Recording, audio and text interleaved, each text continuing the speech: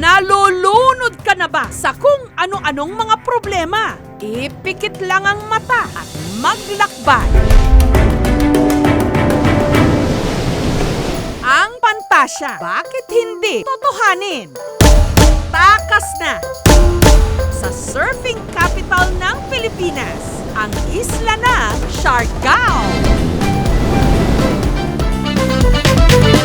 Pasyal pa more, kain pa more, kung saan siguradong kompletos recados ang inyong bakasyon sa Siargao. Pahirapan noon itong puntahan, pero ngayon, meron na direct flights. Taray! Ito ang talagang dinarayo dito sa Siargao, mga naglalakihang alon na tamang-tama sa surfing. Korteng numero 9 ang mga alon, kaya Cloud9 ang tawag nila rito. Ganda nitong ginawa nila rito, may walkway nasa dagat. So, madaling pumunta doon sa may surfing area. Marunong ka na mag-surf? Gano? Ikaw din? Oh, sabi mo may board ka na? Oh, gano'ng kalaking board mo? Ah, talaga? Hi! Hello! Marunong ka na?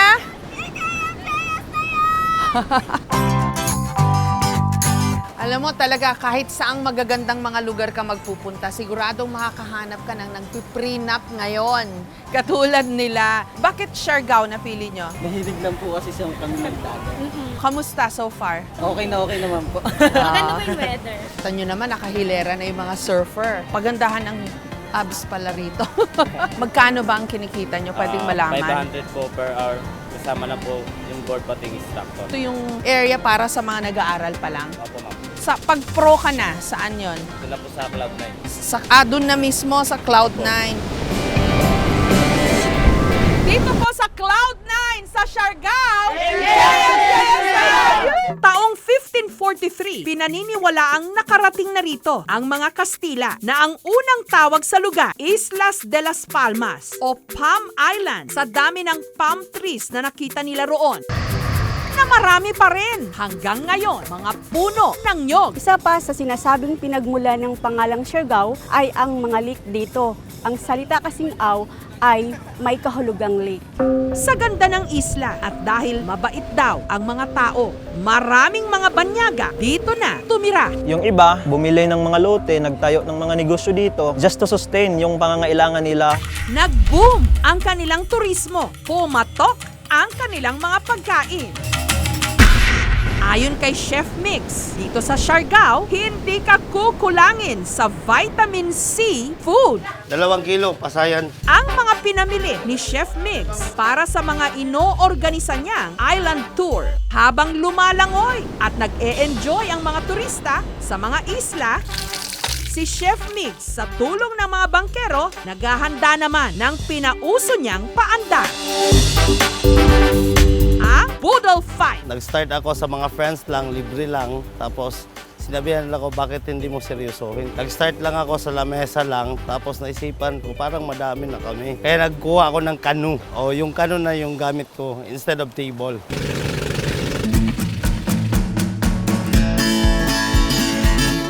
Sabi nga ni Cesar Montano, di ba, sa pelikulang Muro Amin ng GMA Films, walang kakain hanggat walang nahuhuling isda. Pero dito sa Daku Island, marami raw na huling isda. Meron tayo ritong boodle fight. Go! Ano-ano itong mga inihain mo, Chef? Ito po yung sea urchin. Tapos ito, Kinilaw na isda. meron ding saang na Adobo. Adobo ito. Adobo. Ito yung saang spider shell. Grabe, ang laki ng kuratsa, oh. Kuratsa. Tapos may alimasag din. Kamote, match po sa Ito naiiba. May naiiba. May lechon silang maliit. Boodle fight! Sana makuha ko yung buntot. Saang. The best. Diba ang pusit pag sariwang-sariwa, manamis-namis, harap, kuratsa. Ang rich ng lasa ng kuratsa talaga. Kain. Gusto po. Ang Boodle Fight o Boodle Set, bahagi ng island tour. 1,500 pesos per person. Makakapunta ka na sa dako na siyang pinakamalaki, ang napaka-Instagrammable at puting-puting Naked Island at ang Guyam Island. Oo, masarap kumain sa Budat pag galing ng surfing or galing ligo ng dagat. Kasi syempre pagod, tapos pagdating mo, ang daming choices.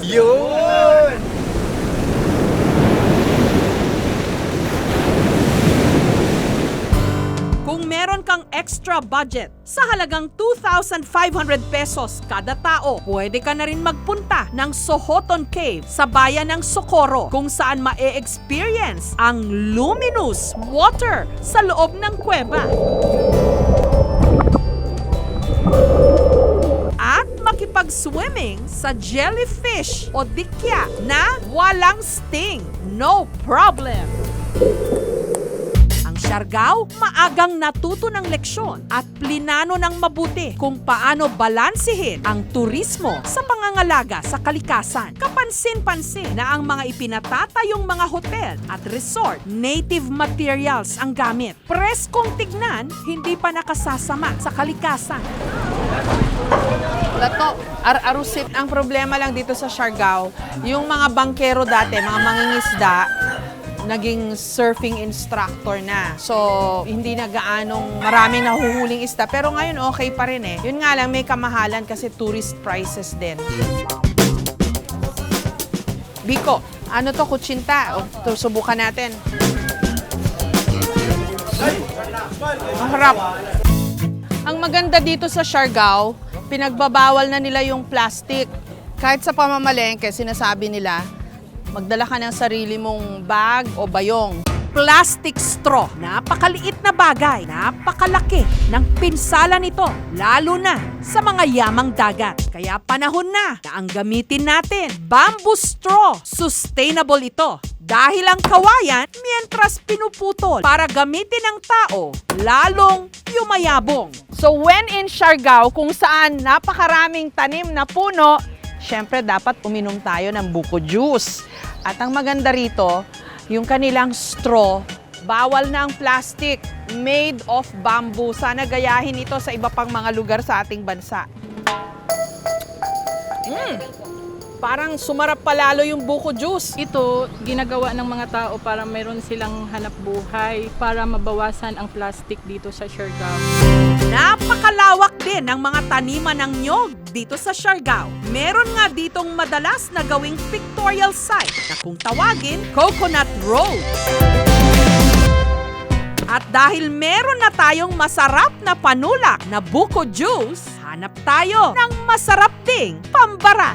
Paborito raw ng mga surfer, one of a kind, ang napakasarap nilang pan de coco na iniluluto hindi sa bakery, kundi sa tabing kalsada lang. Ibang klase ang pan de coco na ito. Hindi rin sa oven iniluluto, kundi sa yero na ang panggatong nandyan lang din sa tabi-tabi. Bunot at bao ng nyog. Mas maganda talaga yung bao kasi marami ka mga pagkuhaan. Nagsimula ito sa mother-in-law ko, pero mother ko talaga, nagluluto rin ito. Ayun ang pambara.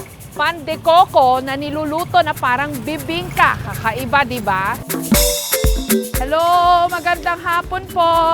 Balita ho rito, masarap yung pan de coco ninyo. Pwede ho bang matikman? Magkano po isa? 5 piso, ma'am. 5 pesos. Okay. Saan ka nga na makakabili ng 5 pesos, di ba? Mainit. Majinit. Yung breading pa lang. Yung sarap kasi nga naman, o, tingnan mo, oh. Niluluto sa baon ng nyog. Nabot ko na yung feeling. Hindi gaanong matamis. Tamang-tama lang. The best pan de coco in the whole world. At saka talagang tostado yung ibabaw. Ang sarap. Ano ba sikreto? Sa halip na tubig, coconut milk. Ah, kaya naman pala. Gata ng nyog ang ginamit nila imbes na tubig. Siyempre, intrimitida ako. Kailangan masubukan natin ito kung paano nila ginagawa. Ang galing ni Nanang, ang bilis eh. Turuan niyo ako na ha. Paano ba? Balik ka rin mo. Ganyan? Opo. Ah, Ito sa loob, ma'am. madali lang naman pala. Pero Ang magaling kay Nanang, ang bilis niya. Ay naku, malulugi kayo sa akin, ang tagal eh. Masusunugan tayo ng pantikoko pag ako. Tama ba na? Tapos yung medyo luto yung pan-dessert, ma'am, pakibaba na. Pagluto na, ibaba na kasi masusunog. Where are you from? Canada. Canada? Is it your first time or your regular? we not regular. We wish, but we had some before. Oh, you've tried it before? Yeah, so good. How did you find it? It was really good. That's why a local told us. Oh, it's good, yeah?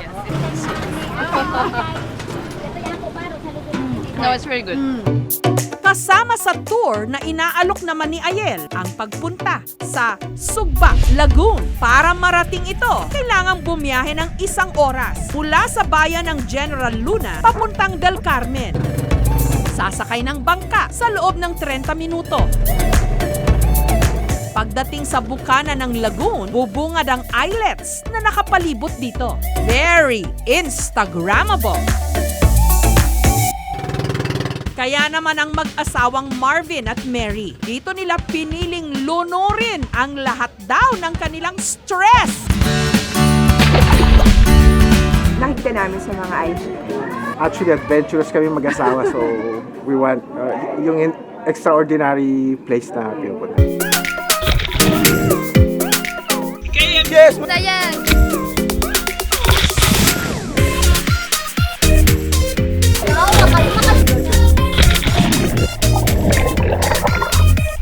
Kung gusto mo naman ng konting activity, pwedeng mag-paddleboard at kayak. Ngayon yung best man para puntahan nyo ang Sugba Lagoon at ma-experience nyo yung kaganda yung Sugba Lagoon.